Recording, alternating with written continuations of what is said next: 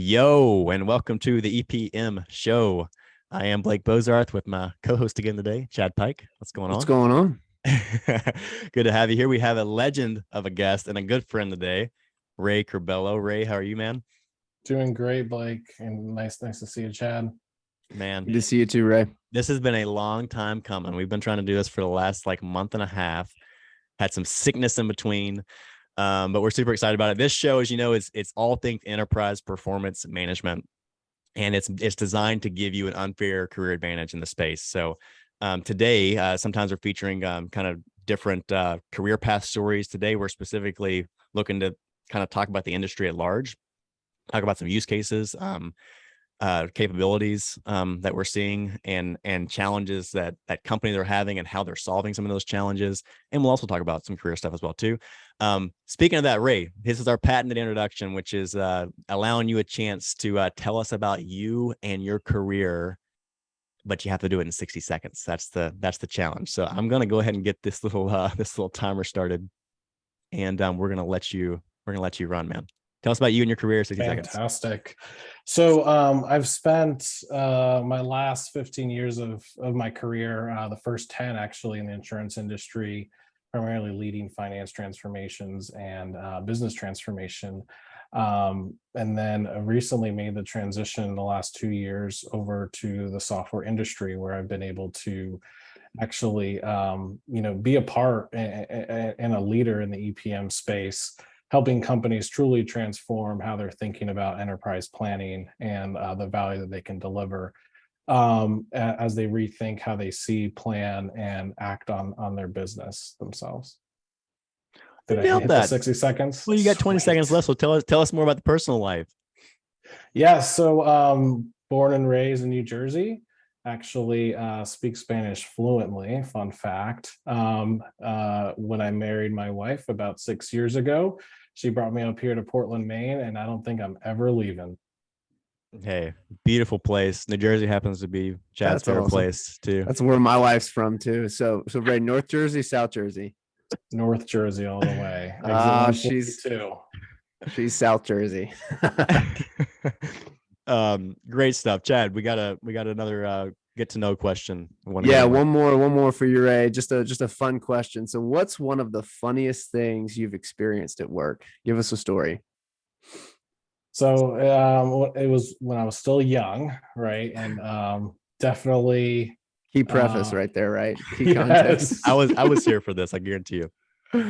Yeah, young, and I don't know how smart at that point, but I definitely allowed peer pressure to take over, and we were at a work event. We were doing the event was held at Buffalo Wild Wings of all places. There you go. And so to spur up some fun, one of the leaders thought it would be great to rally a few folks to be a part of the Buffalo Wild Wings, like super hot wing challenge, whatever they call it. And if you won, the great prize was a t-shirt. And so of course I was peer pressured into it. And I do love myself some wings, and I have a pretty good tolerance when it comes to hot stuff, but I really did not think I'd be able to do this. And long and behold, I actually came out winning, and I was ecstatic. I was probably one of my proudest stupid moments ever. So I was here for that. I was at this event, and I remember some of your competition, they could not hang. They could not hang whatsoever. They talked to the game, they could not hang. But Ray's over here just like a machine, just like cleaning like a machine, cleaning these wings bone to bone. I could see a switch just flip in your head, right? And he's just got turn it on.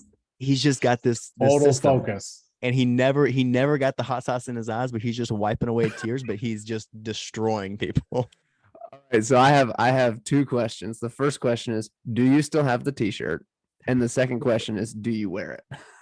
I've never worn it, but I still do have the t-shirt because my wife loves making all of my college t-shirts and all the other junk t-shirts into quilts. And so one day it will become a quilt. It hasn't yet. Oh, that's good. Or you could maybe frame it and put it behind you in your office. That's a great conversation starter. I actually think that's a great idea. Legendary. Well, hey, we want to hear more about the career. We'll get to some of that. To start us off here, this is the EPM show. You're somebody who's had an incredible vantage point on the industry, working with a number of large of companies, helping them implement solutions.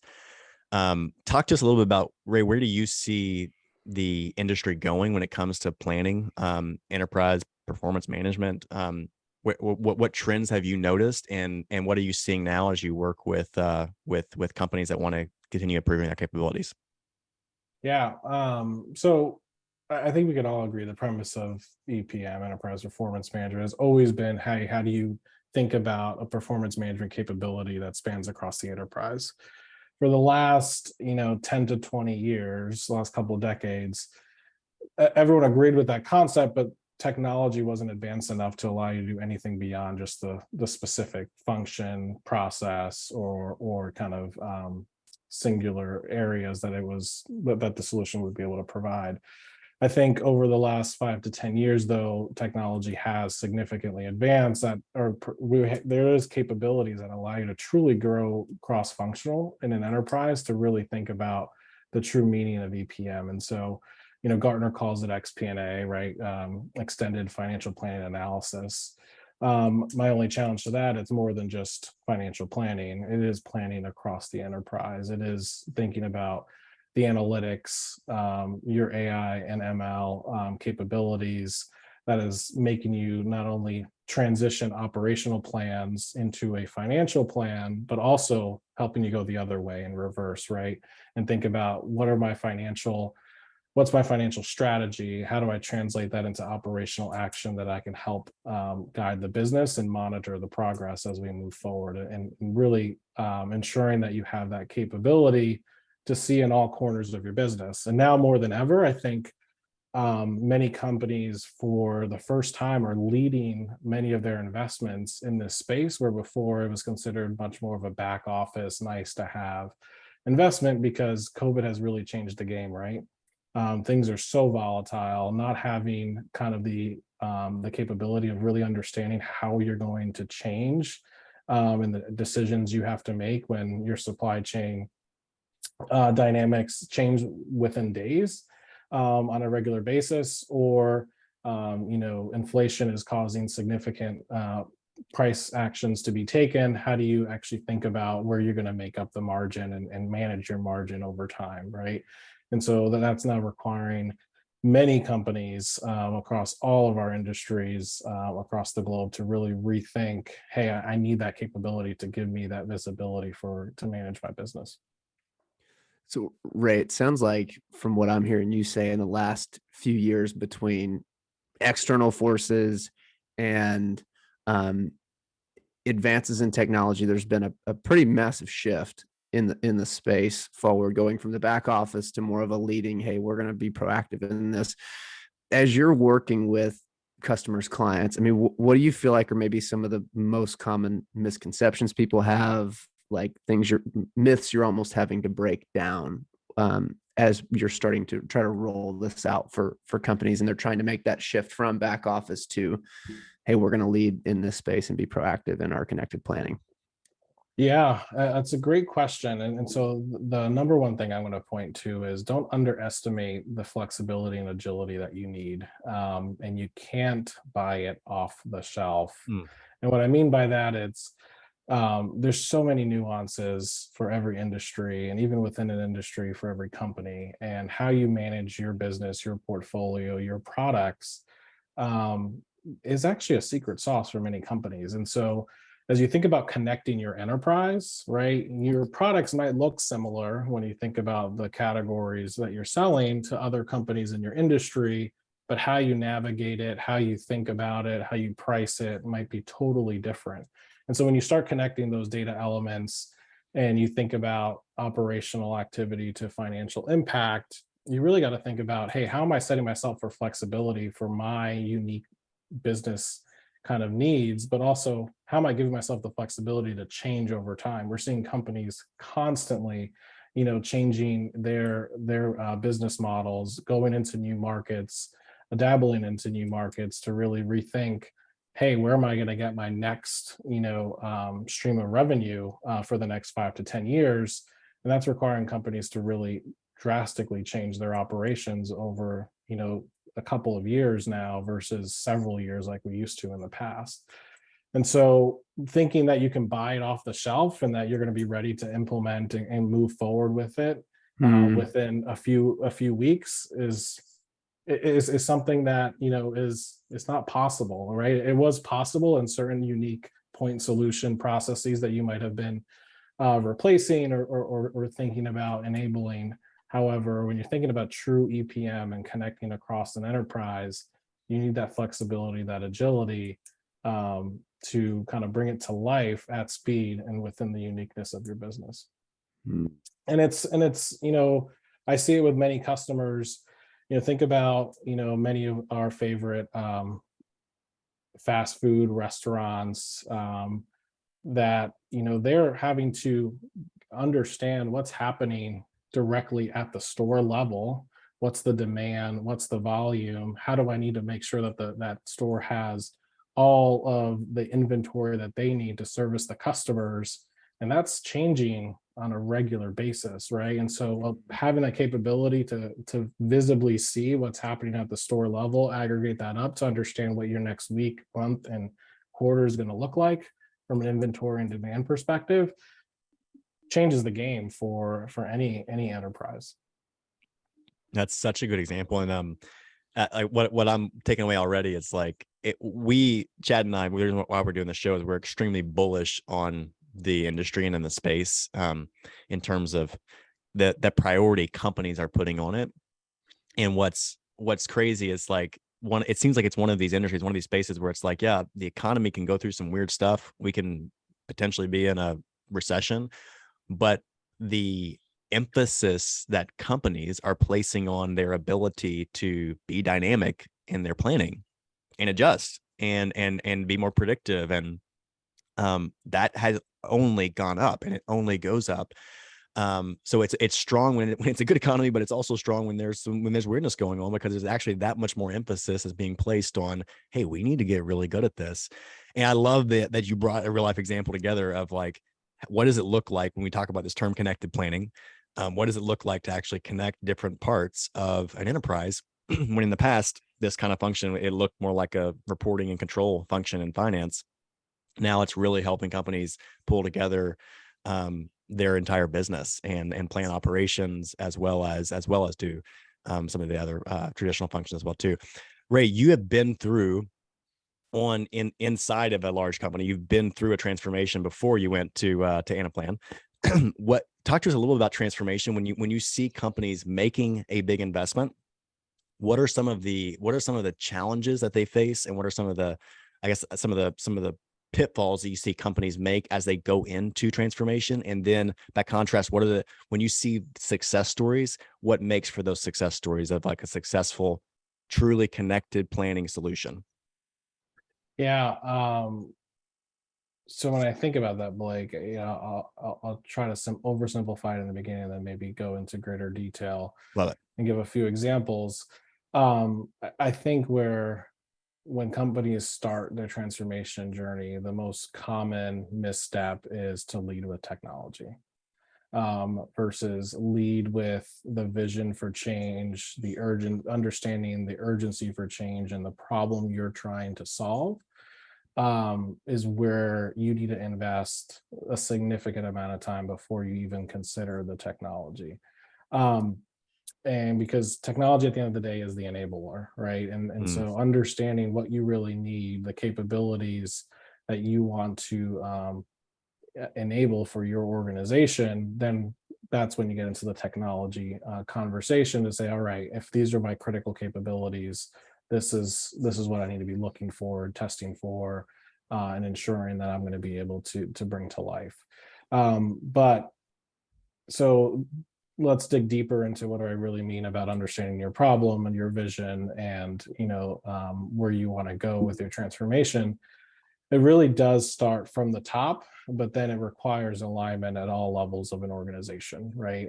So, hey, having a transformational leader or a champion of transformation is fantastic. But if you can't find the alignment, both horizontally and vertically in an organization, to ensure that that transformation's successful, and that the investments, the buy-in,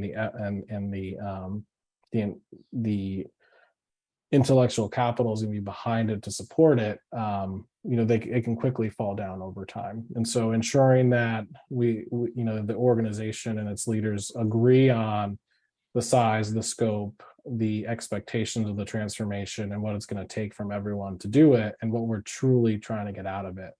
Many transformations and customers that I've worked with, right, they see a lot of incremental value, right, moving to a new technology, but they never actually had a vision for what they were trying to achieve. They thought that the technology would just take them on that journey and get them there themselves, right?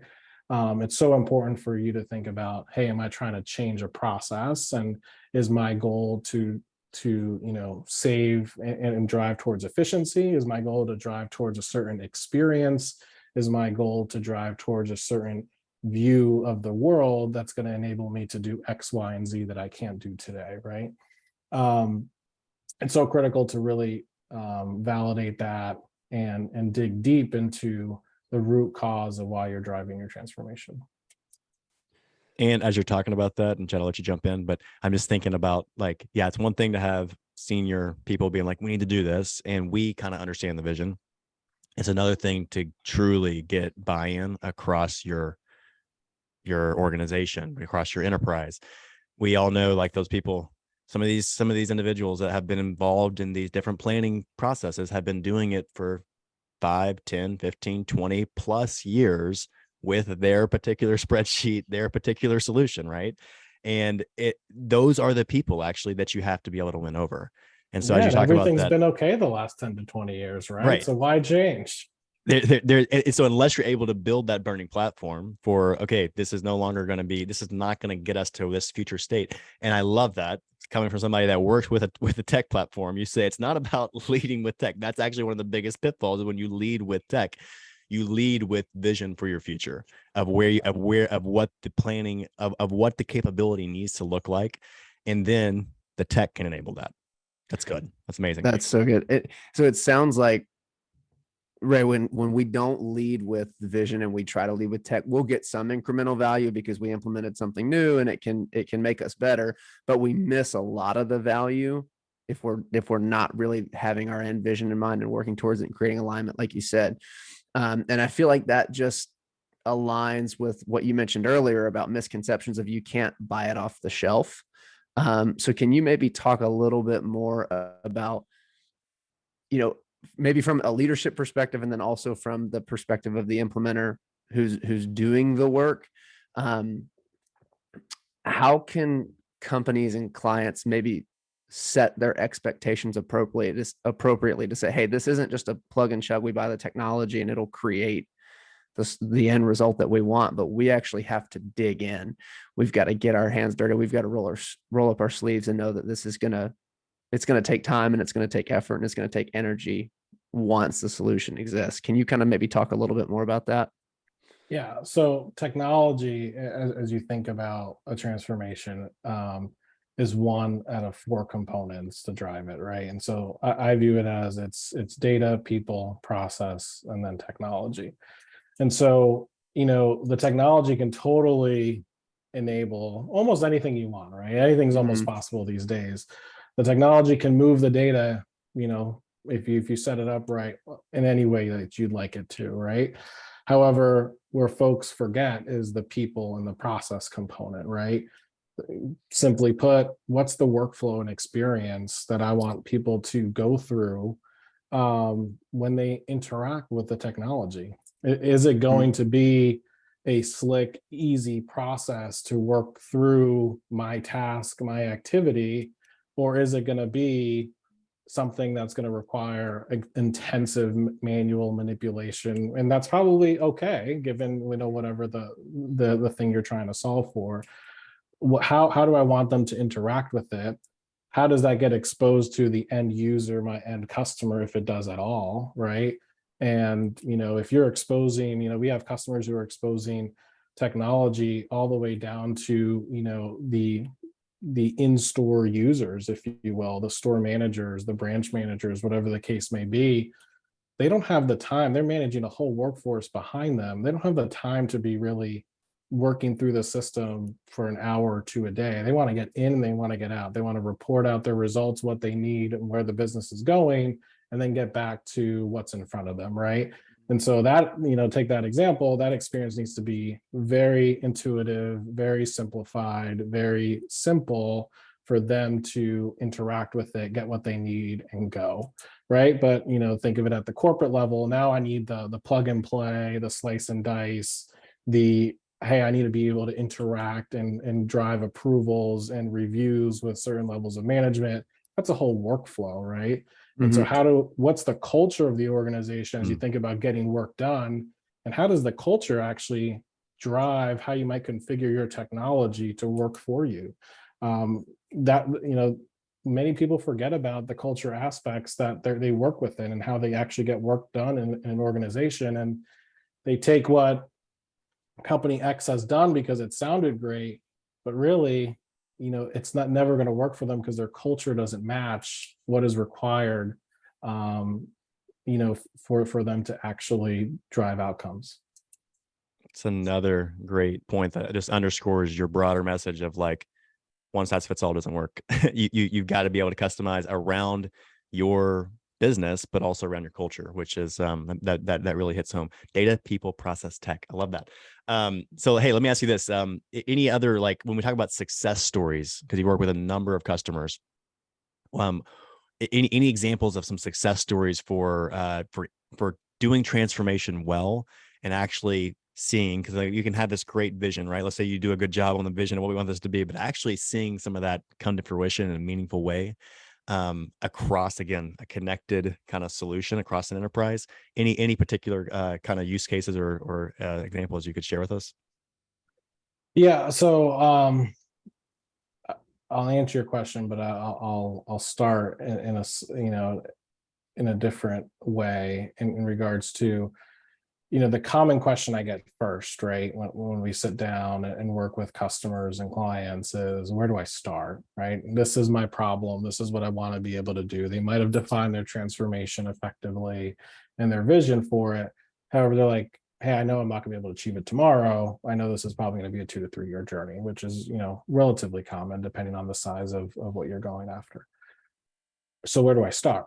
And I always relate it to going to the doctor. When you go to the doctor and you have some sort of pain, what's the first question they ask? Where does it hurt, right?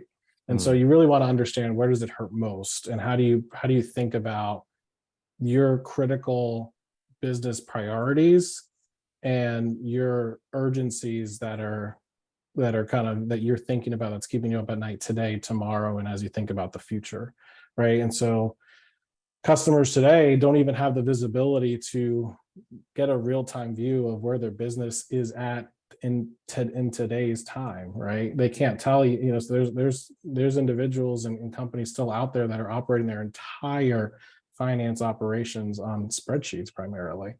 And they can't tell you, without doing a lot of data crunching and taking a few days and sometimes weeks to say, hey, how much inventory do I have today? And how do I need to think about that inventory, and how I needed to, bring it to my distribution centers, given the changing dynamics in my supply chain, right? That was taking some big customers and clients and prospects weeks to get through, and by the time they got through that, another supply chain, disruption happened, and that they then had to start reacting to as well. And so when you think about, where does it hurt? You got to think about what's the greatest pain today, and then how do you think about the connection to then further build out that view and give yourself that visibility from there. And so, you might want to start with, all right, what I don't have today is complete visibility across my products in a centralized location, a view of our P&L. Simple, easy way to start. Other companies might say, I know I have a huge expense management transformation to have to drive costs down to improve my margin, expand my margins. Right now, I don't even know where I'm gonna look to find another 2 points of margin, whatever the case may be. I need to start there before then I think about my entire P&L, the rest of my capital position, whatever the case may be. And so it's really understanding where does it hurt, and then how do you build further capabilities. So if you start with cost management, all right, I want to think about, all right, how am I getting a sense of where cost is coming from? Am I going to start in the procurement operations? Am I a services-based company where much of my cost is coming through people and vendors? Or am I kind of in the manufacturing types kind of view where, really getting the sense of my inventory, my product spend, my materials is more critical. And then I can go through and think about, all right, now that I have that view of the world, how am I thinking about pricing, trade promotions, and so on and so forth, and building out the rest of your revenue kind of view of the world, the rest of your P&L, then going and thinking through your cash positions and your balance sheet. That is a nugget if I've ever heard one. Where does it hurt? Love Boom. that. Dropped a nugget on us. So good. Hey, I want to, and we're running low on time here, so I want to make sure I want to hit more of the career angle with you. What advice would you have, Ray, for somebody that is interested in this space, that's considering planning EPM world? And maybe speak a little bit to like what has kind of specializing in this space meant for you in your career, and then what would you say to somebody who's looking either to go into it or to grow in it? Yeah, so it's never too late to come into it, and there's a significant demand, as I mentioned, that's continuing to grow every day for the talent in the space at all levels, to service not only at the client level and the as consultants, or even kind of on the software side itself. And depending on kind of where your starting point is, if you're entry level coming right out of college and thinking about a career kind of in the EPM space, you have great opportunities in regards to how you think about initial certifications, where you invest your time to really dig in. And what I would tell folks kind of at that level is try to get as many varied experiences, hands-on experiences in the industry as much as possible, to really live and breathe not only the culture, but the dynamics of the challenges companies are facing, have to work through, because that really fuels your ability to then take a leadership position to help lead through a transformation after you've lived it, right? But try to dig in. It does require a significant amount of analytical skills. Many of the solutions today are low code, and so you're not signing yourself up to be a computer scientist, a coder, or whatever. You're really signing yourself up to work with data. And so having that technology acumen is going to be critical. And then as you kind of move up, and folks who are probably a little bit more tenured in their careers, making that transition over, there's a lot of transferable skills that you're probably not giving yourself credit for. And that transition might look like, how do I pick the right, maybe the technology, or a general kind of industry certification that helps me start proving my value and my interest in this space, so that someone can take a bet on me, for me to kind of actually sink my teeth into it. So good. That's awesome. So good. And we've just seen that. We recently had Stacey Brooks on the show, but we've just seen the impact it can have. And I know you played a role, by the way. She told a story about having a coffee meeting. I know you played a big role in this, but when people latch onto something like this, they can be in finance, they can have a nice financial analyst role. But when you can actually, if you have an interest in it and you have a passion for it, and you're like, hey, I actually want to learn the technology. I want to become more strategic and consultative when it comes to helping cast vision for what our planning solutions can look like.